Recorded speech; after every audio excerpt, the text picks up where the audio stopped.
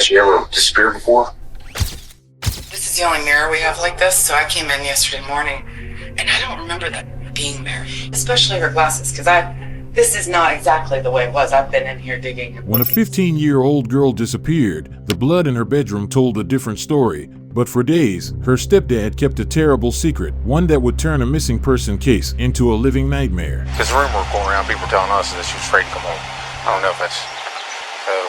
She wouldn't have to be her. I mean, they're right. They ain't like that. They said that she got an argument with you and didn't want to come home. No. So, I don't know. As suspicions mounted, investigators turned to her last texts, exposing a sinister truth about the monster lurking in her life.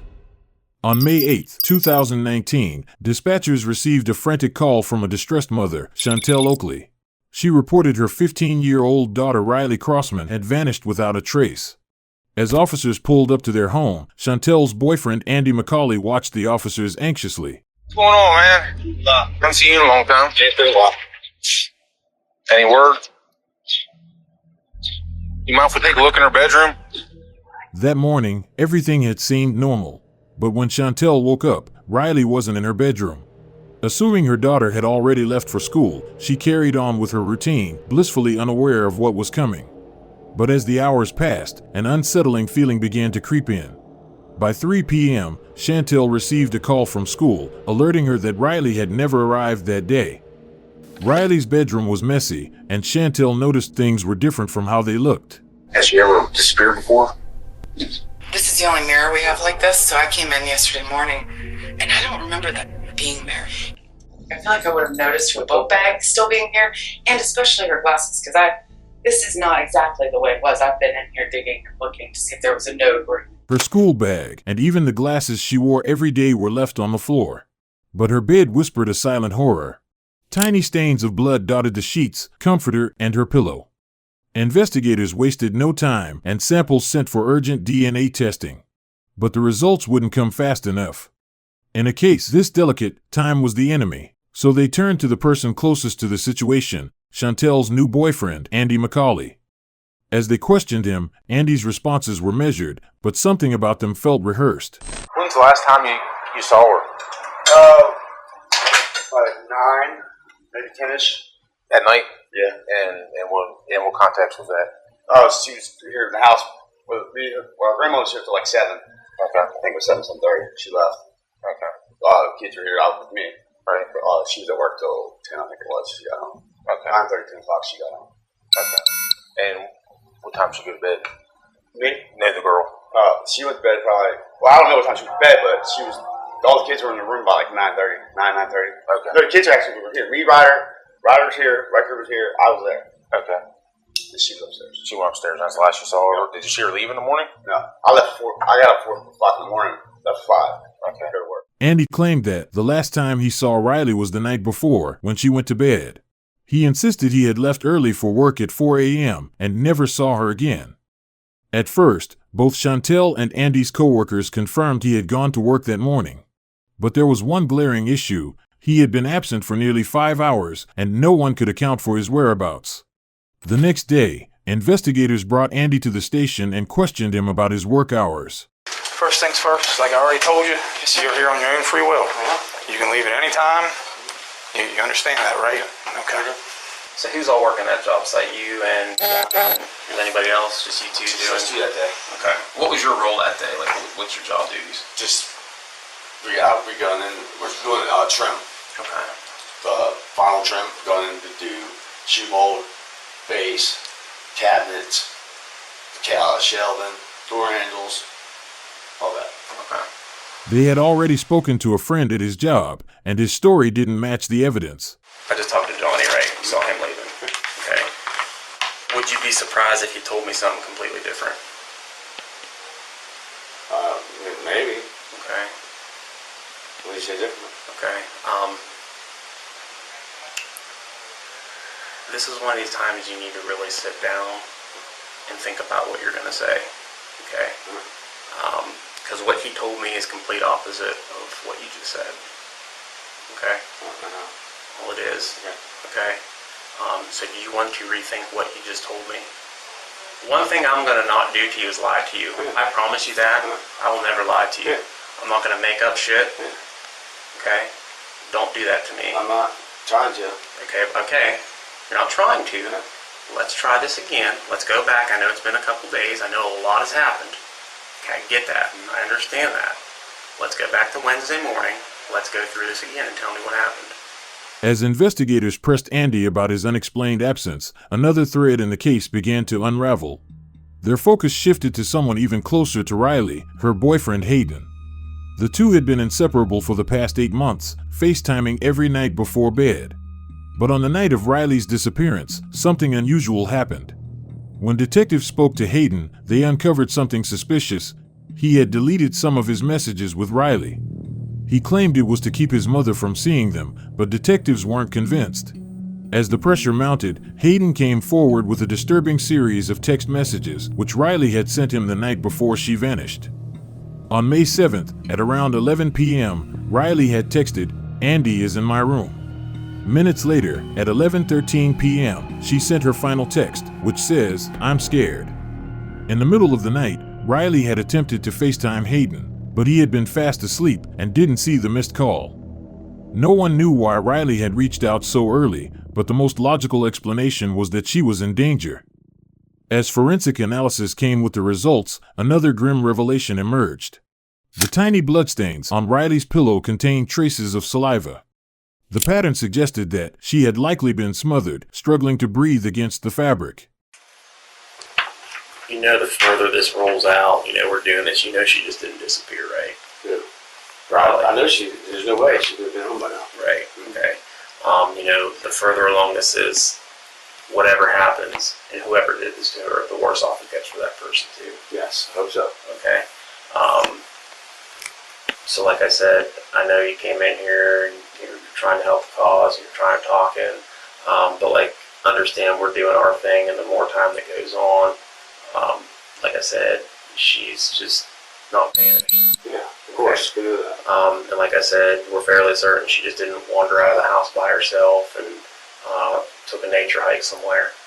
We're fairly certain that she was basically taken out of that house by somebody. Was taken definitely, I feel, because Yeah. she would be home by now. She would leave her mom. She was taken from that house, is what I'm saying. Okay, she didn't wander off. Okay, she just didn't go out and wander down the road and 2 o'clock in the morning or 5 o'clock in the morning or 7 o'clock the next day. She just didn't do that. Okay, she didn't pack a bag and take her clothes, and take her glasses, and take a cell phone charger, take all of her money. She had most of her money. Someone's gonna go. No, her money was still in the book bag. Yeah. That's it. Yeah. So like I said, if someone's going to run away or do something, they're going to make a little bit better effort, even for a 15-year-old. I agree. As investigators dug deeper into his past, a dark and troubling history emerged. In 2011, Andy had been charged with burglary and destruction of property. Also in 2013, he was arrested for delivering cocaine and conspiracy to distribute. Now, when confronted about the glaring hole in his alibi, Andy admitted that he had left work. This is one of these times you really need to think of what you're telling me, okay? Because you're not being honest. Remember what I told you about being honest, and I'm not going to just throw shit at you, okay? I'm not here to do that to you. I'm not going to insult you in any way, shape, or form. Please don't do that to me, okay? I know you weren't there, okay? I know you didn't buy drugs off your cousin, and I know you didn't use them in that parking lot that day, okay? Where did you go when you left? Went to my house to get the drugs. Okay. I already had them in my house. Okay. I already told Chantel. Okay. I still want to tell you I had them in my house. So you left to drive back to get drugs, to come back to your job site. Okay. He had a history of drug use, and according to him, that was why he had lied to police. But one crucial detail changed everything. Andy hadn't taken his phone with him when he left work.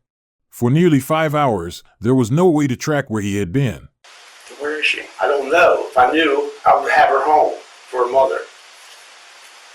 But she's starting to get angry, and I don't know what the kid is. If I did, I would have her home. They gotta have a drug problem that has nothing to do with this case. I don't know why you guys just keep pushing. It has nothing to do with Rod. My drug problem. It has nothing to do with Rod.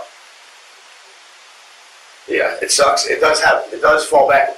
Yeah, I'm her stepdad. I shouldn't be doing drugs. Yeah, I understand all that. But that has nothing to do with Rod missing. You understand what I'm saying? That has nothing to do with Rod being missing. Me doing drugs. I don't understand why you guys keep pushing that. What has to do with messing with her? I don't know why she's missing. I have no clue. If I did, we have her home. I mean, we've been looking for the kid, and I'm wasting time being here when I should be out looking for her. You guys should be out looking for her. Have you been out looking for her? Yes, we've been out looking for her. We've been everywhere. Okay, where have you been? We've been to Caven. We've been to Cool Farm. We've been down this girl Kayla today already. We've been up and down through town, all the way down through the cave. We've been everywhere looking for her. Investigators needed hard evidence, so they turned to surveillance cameras to retrace his movements. Meanwhile, a massive search was underway. Over 300 volunteers combed through nearby areas, and even the school community joined together to find Riley. The leads were scarce until investigators got what they had been searching for. CCTV footage captured Andy leaving his job site in a truck and heading to their house. A neighbor also recognized the vehicle, confirming that she had seen it backed into their driveway. With this revelation, investigators began piecing together a grim timeline. They now believed Andy had killed Riley in the late night or early morning hours, likely to silence her while he assaulted her. They theorized he had returned home to dispose of the evidence. To confirm their suspicions, investigators brought in a cadaver dog to inspect the truck. The result was undeniable. The dog immediately signaled that a body had been inside. With this chilling discovery, detectives intensified their tracking. 8 agonizing days after Riley Crossman was reported missing, they finally caught a break. CCTV footage, along with cadaver dogs, led them deep into the mountainous terrain. It was there that Riley's lifeless body was found, discarded over an embankment like trash. Exposure to the harsh elements had erased almost every trace of her. Her bra was missing, and her torn underwear suggested the darkest of intentions. Finally, Andy McCauley was arrested and charged with the murder of Riley Crossman. According to the investigation, Andy had entered Riley's room that night with one dark intentions. The young girl, terrified, had made a desperate attempt to call her boyfriend, and she never got the chance to escape. Investigators believe Andy smothered Riley, pressing a pillow over her face to silence her screams. With Chantel still in the house that morning, he hid Riley's body in her own bedroom. Hours later, he borrowed a truck, returned home to retrieve Riley's body, and drove deep into the wilderness to dispose of the evidence. However, investigators found traces of drywall on Riley's remains, an exact match to the same compound found in the truck he had borrowed that day.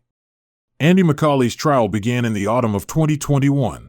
He pleaded not guilty, standing before the courtroom as his defense team grasped at straws. They argued that there was no definitive cause of death due to the state of decomposition. The standard of proof in this case, as a criminal case, is beyond a reasonable doubt.